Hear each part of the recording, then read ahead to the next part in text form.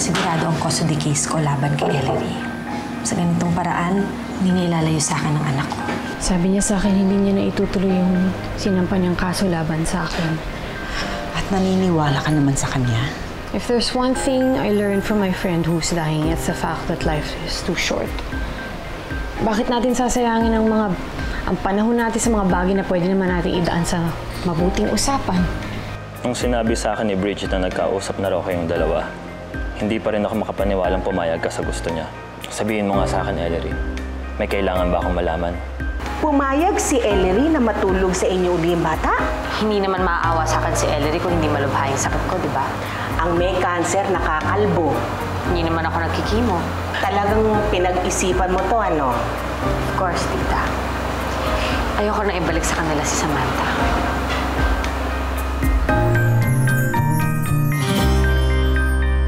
Ano ka ba naman, anak? Sabi mo, isang gabi lang si Samantha kila Bridget. Bakit ka naman pumayag na magtigil na siya doon? Hayaan mo na siya, Marisa. Huwag mo na questionin ang desisyon ni Ellery. Bakit hindi? Mukhang nabilog na ni Bridget ang ulo ng anak mo. Walang ginagawa sa akin si Bridget, Ma. Anong wala? Bakit basta-basta mo nalang ibibigay ang anak mo sa kanya? Hindi ko naman po siya pinamimigay eh. Anong tawag mo dyan sa ginagawa mo? Kailangan ni Bridget si Samantha. Mas kailangan mo siya. Mas matagal na nagsama si Bridget at si Samantha. No, Mami.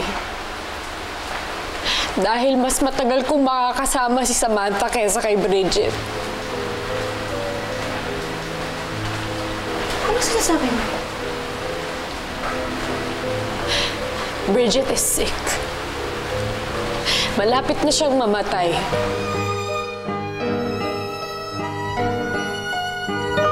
Nakakaloka ka, ha? Talagang ang dami mong biniling mga make-up. Siyempre, kailangan magmukha akong kawawa. Sa ganda kong to, ang hirap papangitin para magmukhang kawawa ka, Ellery. Tama, mahirap ka magmukhang kawawa. Alam mo, mananalo ka ng Best Actress. Lahat ng award. Sama mo na lalo na Best in Talent, doon ka pasok. Best in Long Gown, gano'n. Sama mo na. Bridget, Ay, aloha. Han, Ano yung mga yan? wala mga pampaganda lang dala ni Aloha. Dami naman yata. siyempre kailangan pa beauty. Kumain ka na ba? Halika.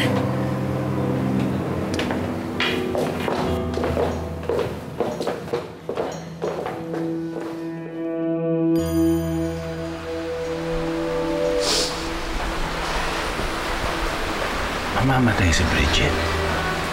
Totoo ba yung sinasabi mo, Emily? Opo. Malapit na tayong iwan ng kinakapatid ko. Ayaw niya sanang malaman yung tungkol dito, pero hindi ko kayang ako lang ang nakakaalam. Kung gustong-gusto kong makasama si Samantha, mas kailangan siya ni Bridget ngayon.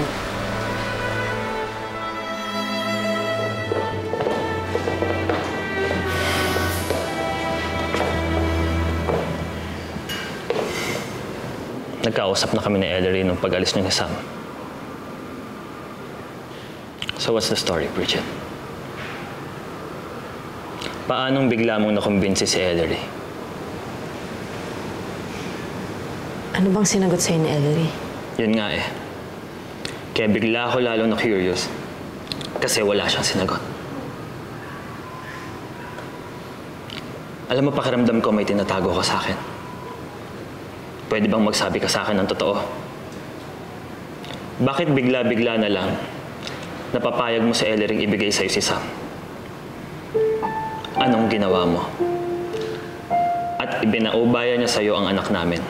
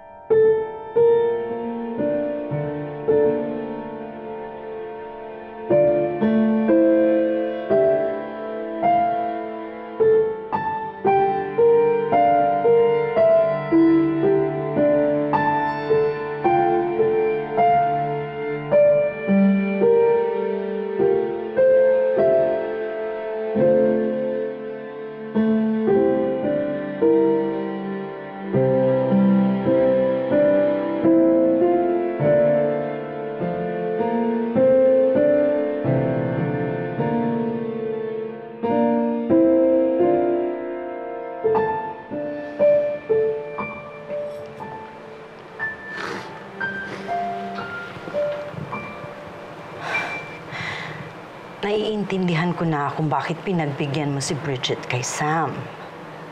Pero, sobra naman yata itong sakripisyong ginagawa mo, anak. Lalo na, nahihirapan ka ng ganito.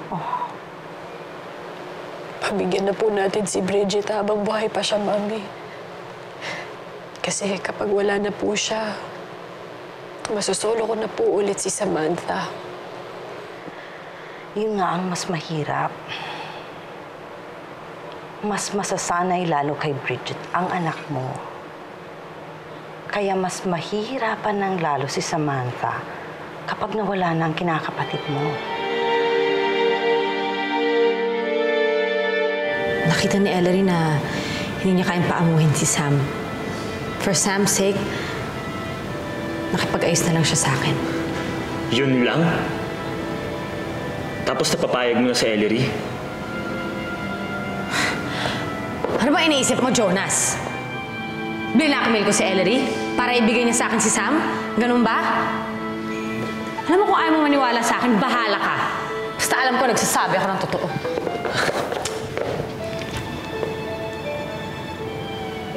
Sorry. Gusto ko lang naman malaman yung totoo eh.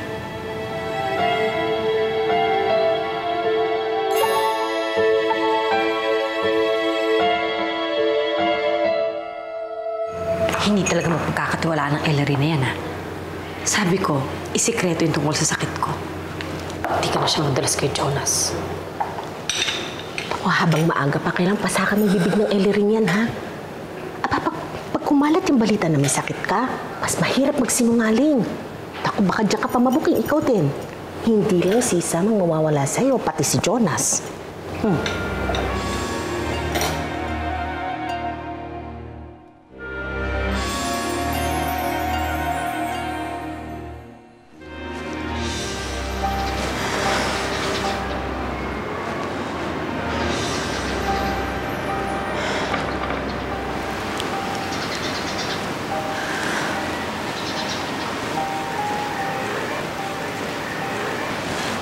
Ninong!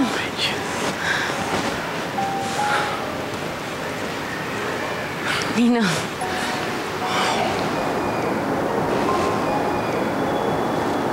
Kumusta ka na? Hindi ka ba nahihilo?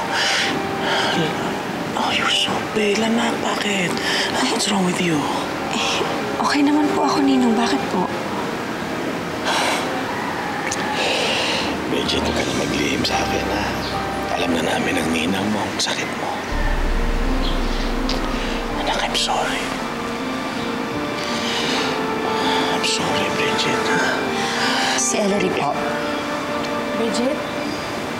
Si Samantha, bakit hindi mo siya kasama ngayon?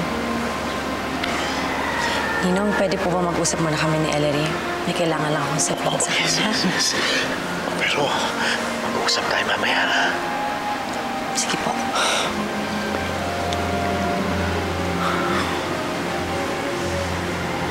Ano pag-uusapan natin? Tungkol ba kay Sam, kaya hindi mo siya nadala dito? Hindi. Wala akong problema. Pero sa'yo, meron.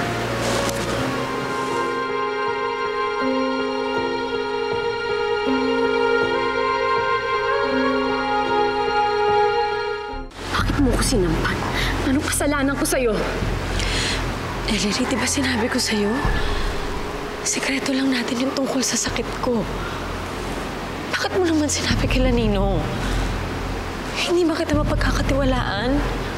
Ha? I'm sorry. Pero pamilya mo rin si Daddy. Ano naman ang masama kung malaman nila? Well, sana hanggang sa kanila na lang umabot. Ayokong malaman to ni Jonas at saka ni Samantha. Kaya nakikiusap ako. Sana naman tumahimik ka. Bridget. Si Samantha. Okay lang bang ako na lang sumundo sa kanya sa school ngayon? Para naman kahit sandali makasama ko ang anak ko. Paano ba yan? Kaya ko nga siya susunduin sa school kasi may pupuntahan kaming children's party. Ina-expect na ni Samantha yon. Kawawa naman kung hindi siya makakapunta. Gusto mo ba ma-disappoint ang anak natin.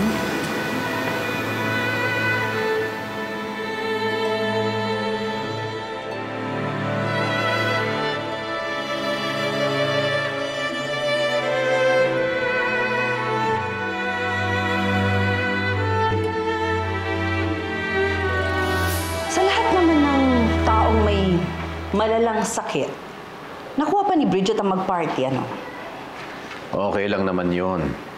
At least that will take her mind off her sickness. Ellery, talaga bang wala nang lunas ang sakit ni Bridget? Paano si Jonas? Anong reaction ni Jonas?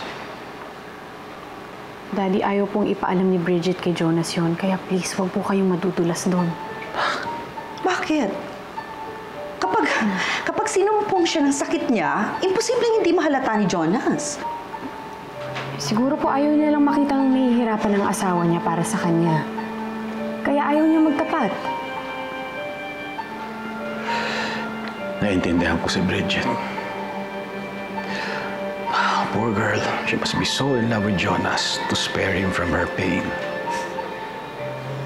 Yun ba talaga ang totoong dahilan kung bakit ayaw niyang ipagsabi? O baka nagkukunwari lang siya na meron siyang sakit para maawa tayo sa kanya?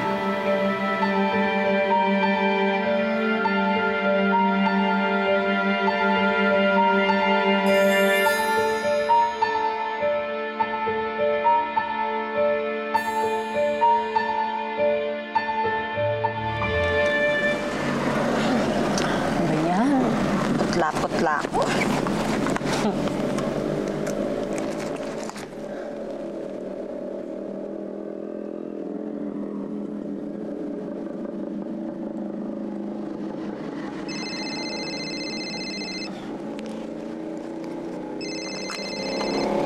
Hello, Tita Laila.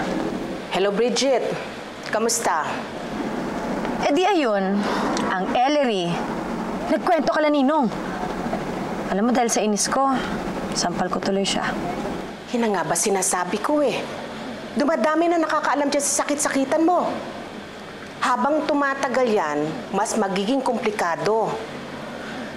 Kung bakit naman kasi ang naisip mong paraan para makuha si Samantha kay Ellery? Hayaan niyo na, tita. Hindi ko nababawiin to. As long as nakakasama ko ang anak ko at naniniwala sa akin si Ellery, worth it naman tong ginagawa ko.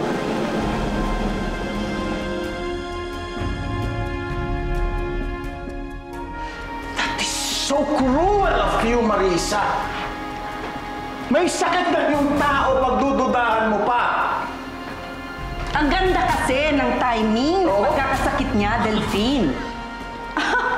Ngayong wala na siyang karapatan kay Samantha, biglang meron na siyang malubhang sakit. How convenient. How sure are we, ha? Na totoong may sakit ang babaeng to? Mami, sigurado po ako. Nakaharap ko mismo yung doktor ni Bridget, kaya wala akong doubt na may sakit siya. There! Kasi itong nanay mo masyadong suspitsyosa. Okay, now, ako ang mali. Now the doctor has said that she's sick. May sakit si Bridget. But do not forget, we are in the Philippines.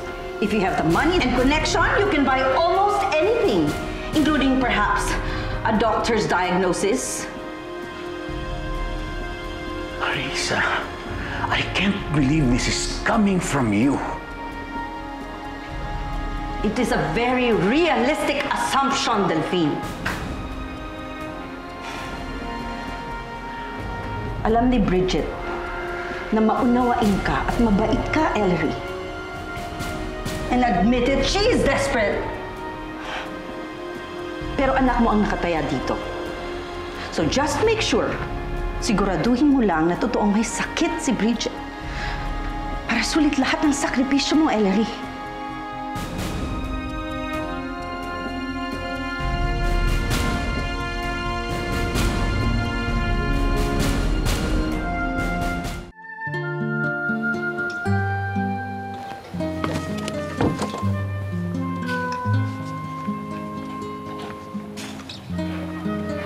Mario, pinagdalan kita ng merienda, oh. Ang sweet naman ng misis ko. Mainit pa yan. Oo, masarap to ah. Oh, pams ka na. Oo nga, hirap. Oh, sige. Sige, papaya, ingat. Oh, ikaw din, ingat ka. Love you.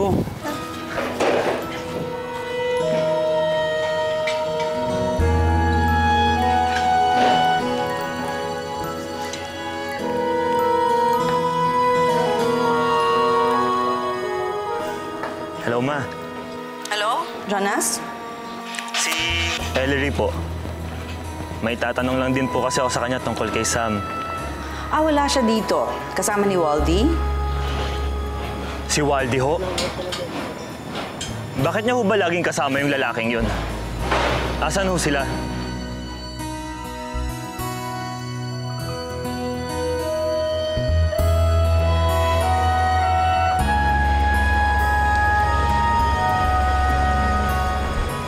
Serious ha? What's that? Nire-research ko kasi yung tungkol sa sakit ni Bridget. Gusto ko kasing makuha lahat ng information para maging familiar ako. Huh. Well, I can help you with that.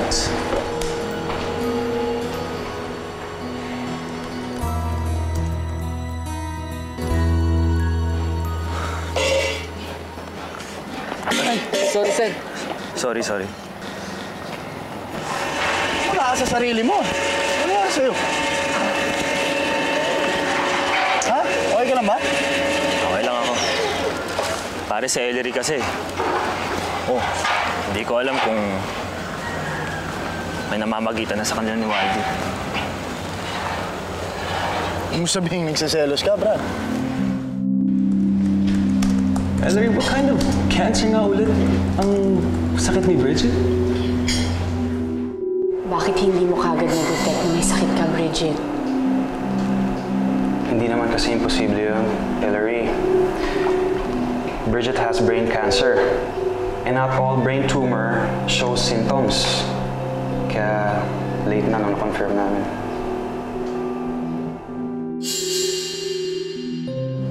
Sabi ng doktor, brain cancer. Bakit? Well, all right, I'm looking at some of the symptoms, right? And it says headache, clumsiness, fatigue, nausea. Hinimatay si Bridget dati, pero sabi ng doktor mahirap daw i-detect ang sakit na to eh. Yeah, ganyan nga nababasa ko dito na. But since it's the end of the stages, dapat mas pronounced ang mga symptoms niya. Right? Ano ba yung mga symptoms, Waldy? Well, like here, behavioral changes. Minsan she cannot recognize anything. Parang may stroke siya, blindness, difficulty to speak. Pero wala namang mga ganun kay affect kay Bridget, right? Are you sure it's brain cancer?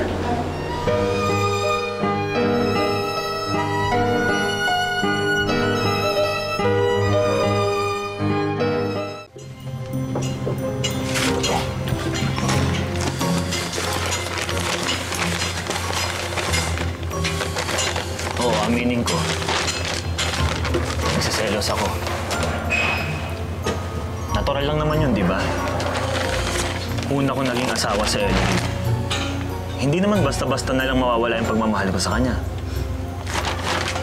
So, ang gusto mo, pare, umuo ko sa'yo. Para hindi ka mag-guilty, ganun.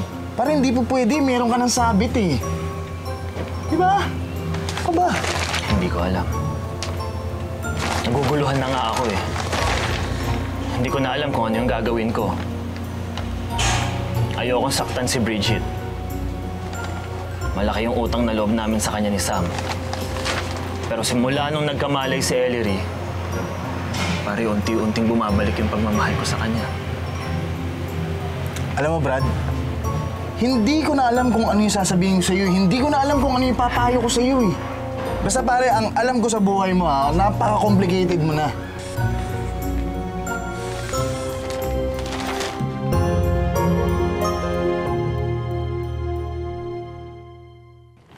Mommy, uuwi na po ba ako kina Mommy Ellery?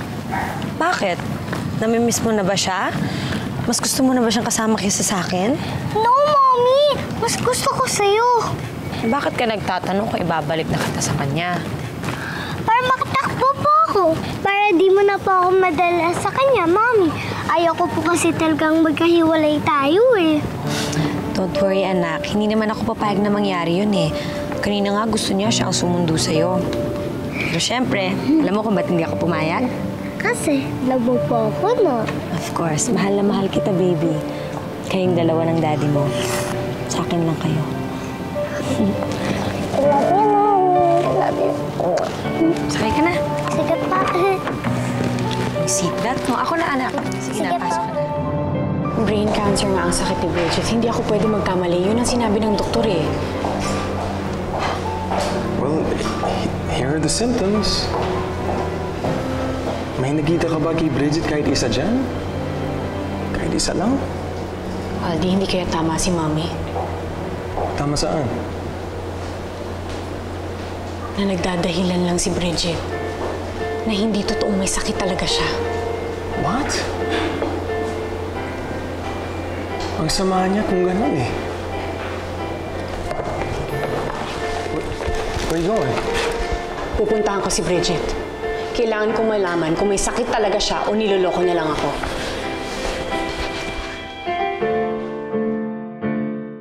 Nasaan na kaya sila, Ellery? Bakit wala pa sila hanggang ngayon?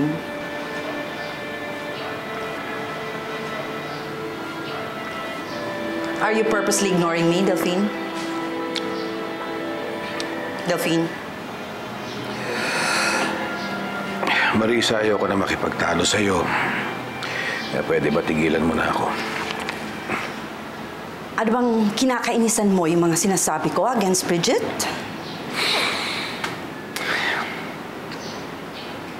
Naaawa ako sa kanya. May malalang sakit na nga yung tao, tapos pagdududahan mo pa.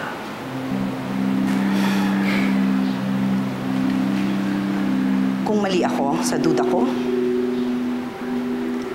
ako mismo ang hihingi ng apology kay Bridget. Pero kung tama ako, ikaw ang hihingi ng tawad sa anak mo. Dahil mula noon hanggang ngayon, wala ka nang ibang inisip kung hindi si Bridget. Bakit ba ganun, Delphine? Dahil ba ex-girlfriend mo ang nanay Marisa, Bridget? hindi ko naging ex si Cecil, ha? Yeah, niligawan ko siya, nag-date kami. Pero iba ang sinagot niya. Naging kaibigan naman natin sila. Marisa, patay na yung tao. Pwede ba mo na idamay? Pues sana lang, sana ipakita mo sa anak mo na mas mahalaga siya sa'yo kaysa sa ampun mo. Dahil kapag kinakampihan mo si Bridget, natural, mas kakampihan ko sa anak ko.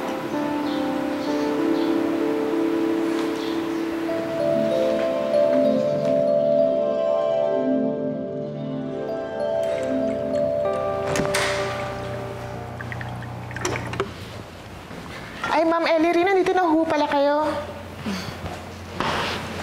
Oh, Ellery. What are you doing here? Matagal mo na bang doktor si Dr. Salvacion? Mapagkakatiwalaan ba siya? Bakit ganyan ka magtanong?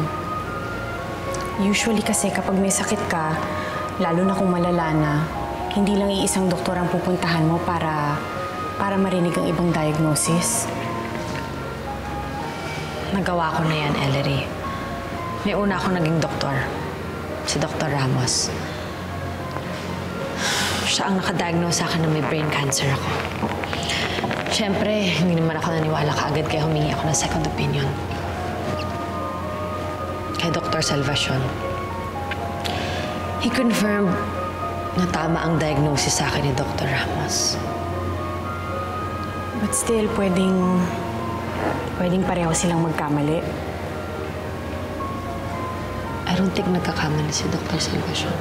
May ni-refer kasi sa akin neurosurgeon from St. Luke's. Si Dr. Garcia. Tinawagan ko siya bago ako nagpunta dito. Bridget, I suggest na kumuha tayo ng third opinion para malaman natin kung may sakit ka talaga. At pupunta tayo doon ngayon para magpatingin ka.